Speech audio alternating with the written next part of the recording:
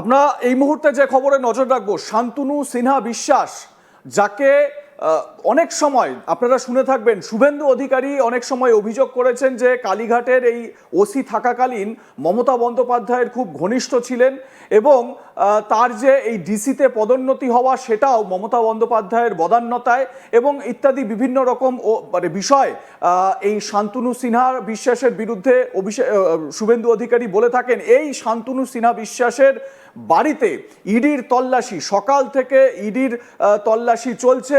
এই মুহূর্তে সেই তল্লাশি এখনো জারি রয়েছে। আমরা এই বিষয়ে আরো বিস্তারিত জানার চেষ্টা করব। আমি সরাসরি চলে যাব বালিগঞ্জে ফান রোডে, যেখানে এই শান্তনু সিনহা বিশ্বাসের বাড়ি, সেই সামনে থেকে রয়েছেন আমার সহকর্মী তাপস সেনগুপ্ত। তাপস, এই মুহূর্তে রেড চলছে জানতে পারা যাচ্ছে, আর কি কি তথ্য উঠে আসছে বিস্তারিত আমাদের দর্শকদের যদি বলো।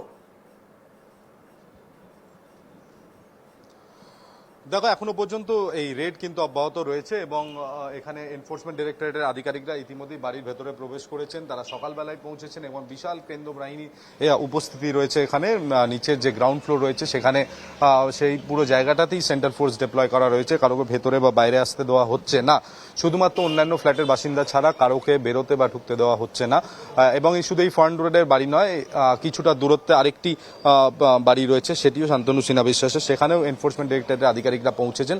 যদিও এই ফান্ড রোডের বাড়ি বা অন্য কোনো জায়গাতেই শান্তনু সিনহা বিশ্বাসের কোনো খোঁজ পাওয়া যায়নি।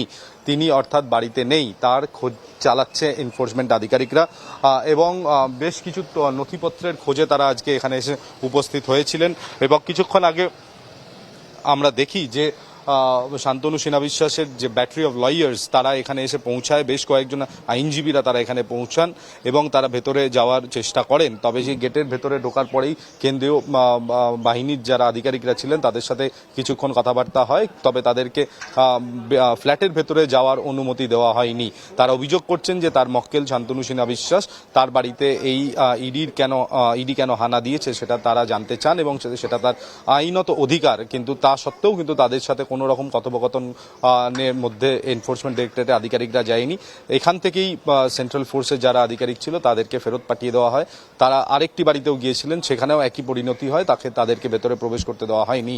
এবং উল্লেখযোগ্যভাবে যে সময় শান্তনু সিনহা বিশ্বাসের বিভিন্ন ঠিকানাতে এই রেড চলছে, সমসাময়িক সময় আমরা দেখি যে জয় কামদার অর্থাৎ সান এন্টারপ্রাইজের যিনি ম্যানেজিং ডিরেক্টর, তার বাড়িতেও এনফোর্সমেন্ট ডাইরেক্টরের আধিকারিকরা পৌঁছে যান। সেখানে তাকে জিজ্ঞাসাবাদ করা হয়, বেশ কিছুক্ষণ তাকে জিজ্ঞাসাবাদ করা হয়। পরবর্তী সময় প্রায় মিনিট 20 আগে তাকে এনফোর্সমেন্ট ডাইরেক্টরের আধিকারিকরা বাড়ি থেকে নিয়ে বেরোন এবং গাড়ি করে তাদের সাথে নিয়ে যান। যেটা মনে করা হচ্ছে যে এনফোর্সমেন্ট ডাইরেক্টরের আধিকারিকরা তাকে আটক করে এই মুহূর্তে সিজিও কমপ্লেক্সের উদ্দেশ্যে গেছেন। যদিও আধিকারিকভাবে এর কোনো কনফার্মেশন এনফোর্সমেন্ট ডাইরেক্টরেটের আধিকারিকরা এখনো পর্যন্ত আমাদেরকে দেননি। তারা বলেছেন কিছু জিজ্ঞাসাবাদ এবং কিছু ফর্ম্যালিটি রয়েছে। এবং প্রসঙ্গত এই গোটা ঘটনাটি সামনে আসে যখন সান এন্টারপ্রাইজের কিছু কার্যকলাপ নিয়ে ইনভেস্টিগেশন শুরু হয় এবং সেখানে সোনা পাপ্পুর নাম আসে। সোনা পাপ্পুর বিরুদ্ধে সিন্ডিকেট চালানো এবং বিভিন্ন সময় এক্সটর্শন র্যাকেট চালানোর অভিযোগ ছিল। বিভিন্ন থানায় তার বিরুদ্ধে অভিযোগ দায়ের রয়েছে। সে এখনো অধরা, তাকে কলকাতা পুলিশও খুঁজছে, কিন্তু তার কোনো হদিশ পাওয়া যায়নি। এক্ষেত্রে মনে করা হয় যে সোনা পাপ্পুকে ব্যবহার করে বিভিন্ন সময় অনৈতিকভাবে টাকা ঢোকানো হয় সান ফার্মার সান এন্টারপ্রাইজের। ঠিক এই জায়গা থেকে একটু স্পেসিফিক ভাবে তোমার কাছে জানতে চাই, সেটা হচ্ছে গিয়ে বেহালায় ব্যবসায়ীর বাড়িতে রেড, তাকে নিয়ে চলে যাওয়া সিজিও কমপ্লেক্সে, এবং তারপর এই যে সোনা পাপ্পু, যাকে মানে এখনো পর্যন্ত গ্রেপ্তার করতে পারেনি পুলিশ, এই সোনা পাপ্পু, এই পুরো বিষয়টায় কলকাতা পুলিশের ডিসি শান্তনু সিনহা বিশ্বাসের কানেকশনটা কি? তার বাড়িতে কেন ইডি তল্লাশি চলছে? এই লিঙ্ক আপটা কি একটু যদি আমাদের ডেসক্রাইব করতে পারো। দেখো, সূত্র মারফত যতটুকু জানা গিয়েছে যে সান এন্টারপ্রাইজের সঙ্গে সোনা পাপ্পুর যে সম্পর্ক সেটা প্রত্যক্ষ সম্পর্ক ছিল, সেটা স্পষ্টত হয়েছে। বিভিন্ন সময় বিভিন্ন খাতে এক্সটর্শন র্যাকেট, সিন্ডিকেট র্যাকেট, বিভিন্ন সময় জোর করে বিভিন্ন জমি কেনা, সেই জমি বিক্রি করা, কম দামে বাজার রেটের থেকে কমেতে সেই জমিগুলো হাতিয়ে নেওয়া, এই কাজগুলো সোনা পাপ্পু করতো গিয়ে, কারণ সে স্থানীয় একজন ক্রিমিনাল এবং তাকে বিভিন্ন সময় বিভিন্ন রাজনৈতিক দল ব্যবহার করত এবং তাকে ব্যবহার করেই কিন্তু এই টাকা চ্যানেলাইজের কাজটা হয়েছিল।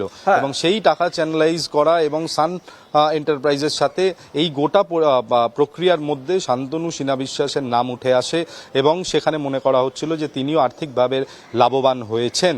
তো সেক্ষেত্রে সেই বিষয় তদন্ত করতে গিয়ে তদন্তকারী আধিকারিকরা শান্তনু সিনহা বিশ্বাসকে জিজ্ঞাসাবাদ করতে চান, তাই জন্য তার বাড়িতে আসেন, আরও কিছু তথ্য প্রমাণ তারা নিয়ে নেওয়ার জন্য এখানে আসেন। তবে শান্তনু সিনহা বিশ্বাস কিন্তু এই মুহূর্তে বাড়িতে নেই এবং এই মুহূর্তে এনফোর্সমেন্ট ডিরেক্টরের আধিকারিকরা তার ফ্রন্ট রোডের বাড়ি এবং তার আরেকটি বাড়ি বালিগঞ্জেই সেখানেও রয়েছে, সেখানে বিভিন্নভাবে তল্লাশি অভিযান তারা করছেন, কিছু কাগজপত্রের খোঁজে তারা রয়েছেন, তারা জানতে চাইছেন এবং বুঝতে চাইছেন যে ঠিক কিভাবে শান্তনু সিনহা বিশ্বাসের যোগ রয়েছে এই সান এন্টারপ্রাইজ বা সোনা পাপ্পুর সঙ্গে। আমরা জানি যে শান্তনু সিনহা বিশ্বাস একজন সিনিয়র পুলিশ আধিকারিক এবং দীর্ঘদিন তিনি কালীঘাট থানার অফিসার ইনচার্জ ছিলেন। তার পরবর্তীকালে তিনি ডেপুটি কমিশনার র্যাঙ্কে তিনি পদোন্নতি পান এবং তিনি অত্যন্ত ঘনিষ্ঠ শাসক দলের বলেও পরিচিত এবং সেক্ষেত্রে তার নাম বিভিন্ন সময় বিরোধী রাজনৈতিক দল, বিশেষ করে বিজেপি এবং শুভেন্দু অধিকারী বিভিন্ন সময় কিন্তু তার নাম তুলেছিল এবং এক্ষেত্রে দেখা যাচ্ছে যে তার নাম কিন্তু এর আগেও একটা জায়গা তুমি তুলে ধরলে। শুভেন্দু অধিকারী এই মাসের চলতি মাসের প্রথম দিকেই তিনি এই শান্তনু সিনহা বিশ্বাস সম্পর্কে তিনি কি বলেছিলেন, রীতিমতো গ্রেপ্তারির দাবি জানিয়েছিলেন শুভেন্দু অধিকারী। কি বলেছিলেন একবার শুভেন্দু বাবুর বক্তব্যটা শোনাই আপনাদের। নোটিশের কপিগুলো আমাকে দেবেন, পুলিশ ওয়েলফেয়ারের কিভাবে টাইট দিতে হয় আমি জানি। এই শান্তনু সিনহা বিশ্বাস অ্যারেস্ট হবে, আপনি জেনে রাখুন, ওকে অ্যারেস্ট করা হবে, জেনে রাখুন আপনি। আমরা শোনালাম শুভেন্দু অধিকারী, তিনি শান্তনু সিনহা বিশ্বাসকে অ্যারেস্ট করা হবে, গ্রেপ্তার করা হবে, এই রকম একটা হুমকি। ঠিক কিছুক্ষণ আগেই আমার সহকর্মী তাপস সেনগুপ্ত যে কথা বলছিলেন যে শুভেন্দু অধিকারী বিশেষ করে শান্তনু সিনহা বিশ্বাস সম্পর্কে তার বক্তব্য বারবার করে বলেছেন এবং শান্তনু সিনহা বিশ্বাসের কর্মকাণ্ড নিয়ে তিনি বারবার করে সরব হয়েছেন।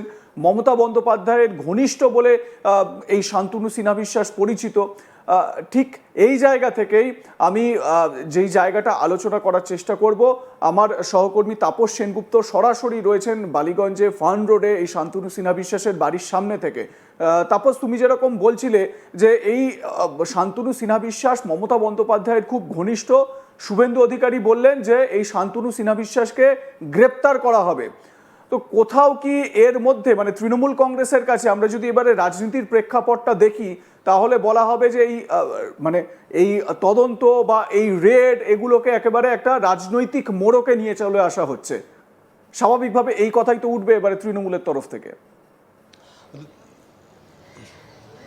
দেখো স্বপন, নিঃসন্দেহে, কারণ আমরা নির্বাচনের একদম প্রাক্কালে দাঁড়িয়ে রয়েছি, কয়েকদিনের মধ্যে, এক সপ্তাহেরও কম সময় বাকি রয়েছে কি প্রথম ফেজ শুরু হবে এবং এই কলকাতায় 29 তারিখে নির্বাচন এবং তার আগে যেভাবে সেন্ট্রাল মানে কেন্দ্রীয় এজেন্সিগুলি যেভাবে তৎপর হয়ে পড়েছে। দুদিন আগে আমরা দেখি দেবাশিস কুমারের বাড়িতে ইনকাম ট্যাক্স পৌঁছে যায়, সেখানে প্রায় 16-17 ঘন্টা রেড চালানো হয় এবং সেখান থেকে তারা বেরিয়ে আসেন এবং আরও অন্যান্য কার্যালয়তে তৃণমূল কংগ্রেসের সেখানে তারা অভিযান চালায়। তারপরে শান্তনু সিনহা বিশ্বাস, যিনি একজন সিটিং পুলিশ অফিসার এবং ডেপুটি কমিশনার পদমর্যাদার একজন সিনিয়র পুলিশ আধিকারিক, তার বাড়িতে এমন একটা যোগসূত্র খুঁজে এনফোর্সমেন্টের আধিকারিকরা এসে পৌঁছেছেন, যেটা কিন্তু নিঃসন্দেহে একটা বলাই যায় যে একটা রাজনৈতিক রং কিন্তু লাগবে বা লেগে গেছে। কারণ তৃণমূল কংগ্রেস সুপ্রিমো মমতা বন্দ্যোপাধ্যায়ও কিন্তু সাম্প্রতিক অতীতে তিনি বারবার বলেছেন যে বিভিন্ন সময় তাদের পার্টির যারা কর্মী রয়েছে, পার্টি কার্যালয় রয়েছে, আধিকারিকরা, সরকারি আধিকারিকরা রয়েছেন, তার সিকিউরিটি টিমের আধিকারিক যারা রয়েছে, তাদেরকে হেনস্থা করার উদ্দেশ্যে কেন্দ্রীয় এজেন্সিকে ব্যবহার করছে বিজেপি। এবং বিজেপির তরফ থেকে যেরকম শুভেন্দু অধিকারীর বক্তব্য তুমি শোনালে যে তিনি স্পষ্টত নাম করে বলে দিয়েছিল শান্তনু সিনহা বিশ্বাসকে গ্রেপ্তার করা হবে, সেক্ষেত্রে তিনি কিভাবে জানলেন, এই প্রশ্নগুলো কিন্তু পরবর্তীকালে উঠবে এবং এই আরোপ মানে একে অপরের বিরুদ্ধে যে অভিযোগ, পাল্টা অভিযোগের যে পালা, সেগুলো চলতেই থাকবে।